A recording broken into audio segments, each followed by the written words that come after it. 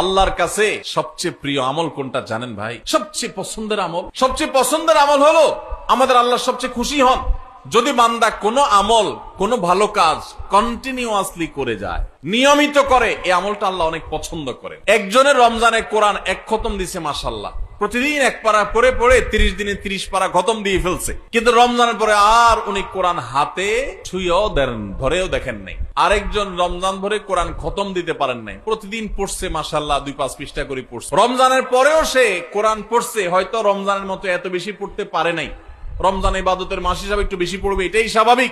রমজানের পরেও পড়ছে, পরিমাণে ততটা না হোক, অল্প হলেও পড়ছে, 10 আয়াত 5 আয়াত করে পড়ছে, আধা পৃষ্ঠা করে পড়ছে, সারা বছরই একটু একটু করে হলেও পড়ছে। এই পড়াটা আল্লাহর কাছে বেশি প্রিয় রমজানে এক খতম কেন 5 খতম দেওয়ার চাইতে। কথা বুঝেন নাই? একজনে একসাথে অনেক টাকা দান করে দিছে, আর জীবনে কোনো খোঁজ খবর নেই নাই। এই দানের সওয়াব আছে, মর্যাদা আছে, ঠিক আছে, কিন্তু যে নিয়মিত একটু একটু করে দান করে, হয়তো এক সময় বেশি দেয়, আরেক সময় কম দেয়, সব সময় একরকম দিতে পারে না। রমজান একটু বেশি দান করছে, কিন্তু রমজানের পরে একটু একটু হলেও রমজানের দানের ধারাটা ধরে রাখছে। এই দানের ধারা ধরে রাখতে পারলো যে, নিয়মিত করলো যে, এই ইবাদতটা, এই দানটা আল্লাহর কাছে ওই ওয়ান টাইম দানের চাইতে বেশি উত্তম, বেশি ফজিলত পূর্ণ। তাহলে কি শুধু রমজান ইবাদত করব, না রমজানের পরেও করবো ইনশাআল্লাহ?